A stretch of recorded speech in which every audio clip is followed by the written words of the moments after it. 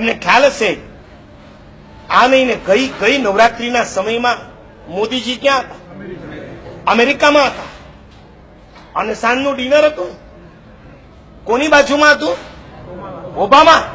ઓબામાની બાજુમાં બેસીને નરેન્દ્ર મોદી, જે અમેરિકાએ જેને આવવા માટે વિઝા નતા આપ્યા 5-5 વર્ષ સુધી, એ જ અમેરિકાનો રાષ્ટ્ર પ્રમુખ રેડ કાર્પેટ પાથરીને મોદીને ઇન્વાઇટ કરે. અને એ મોદીજી ઓબામાની બાજુમાં ખાલી 20 જણાને ઇન્વિટેશન હોય અને એમાં મોદીજી ઓબામાની બાજુમાં બેઠા હોય. નવરાત્રીના દિવસો ચાલતા હતા.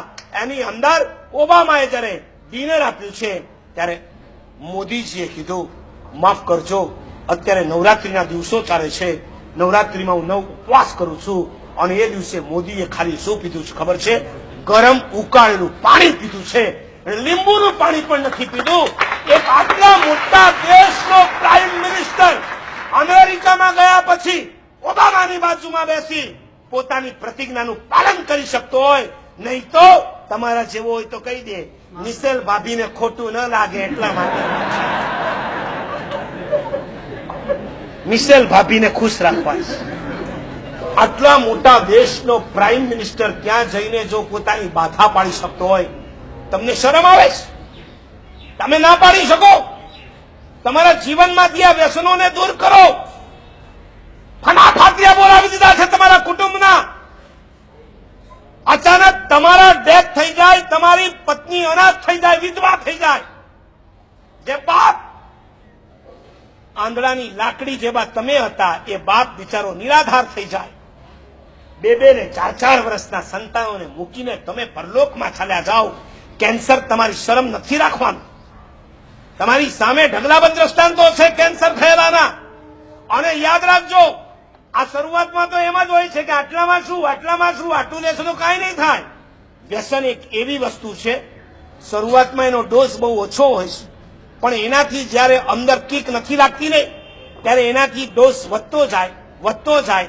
શરૂઆતમાં Pan Parag, pan masala, gutka, Rajnigandha, beer, whisky, scotch whisky, joint રેન્ડ્રસ, પેથોડી, એલએસડી, મોર્ફિન, વોટવીન, કોકેન, હેરોઇન, બ્રાઉન શુગર સુધીની વાતો ચાલતી.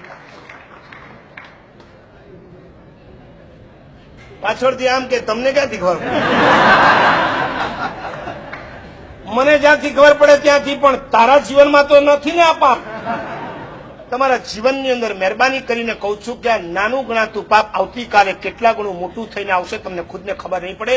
એવા ઘણાને અમે માંગલિક સાંભળવા ગયા છે જેના ગળા ખુલતા નથી, જેના ગળામાં કિલોની ગાંઠો થઈ ગઈ છે, જેના ગાલની અંદર જે ખાય તો મોઢું રોટલીનો એક કવો એના મોઢામાં જઈ શકતો નથી. આવા ઢગલાબંધ લોકોના અમે ચહેરા જોયા છે.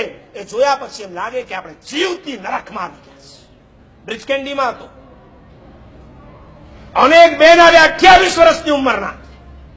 મારા સાહેબ પધારો હોસ્પિટલ. કારણ એમને કેન્સર થયું છે. કોઈ લેવા આવનાર નથી, માટે હું તમારી સાથે આવું છું.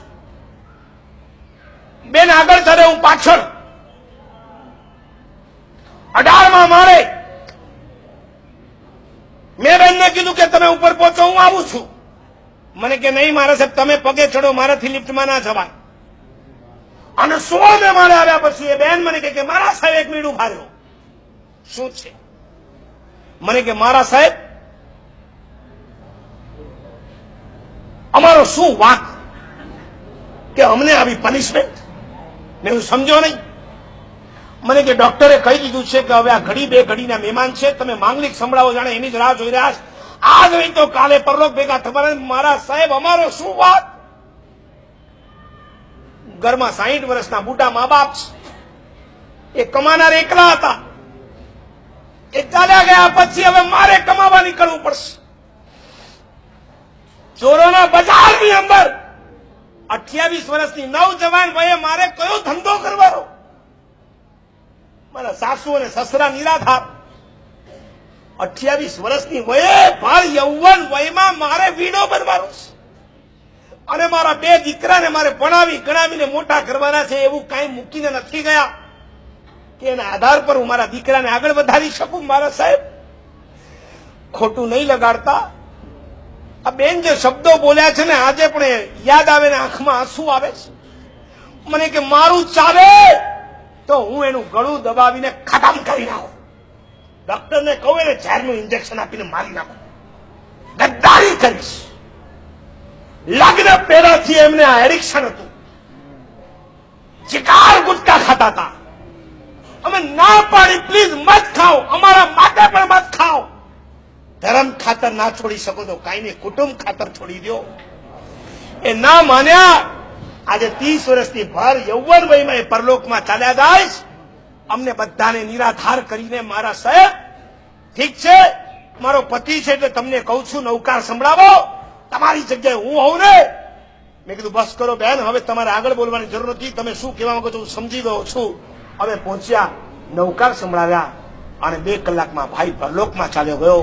મારે અહીં બેઠેલાઓને કેવું છે, જે પેટની અંદર, હું એક બાજુ એમ કહું છું જમીન કન નહીં, જે પેટની અંદર નોનવેજ નહીં, આ બેને પણ એક વખત બાજુ પર મૂકી દે એવું આ પાપ છે.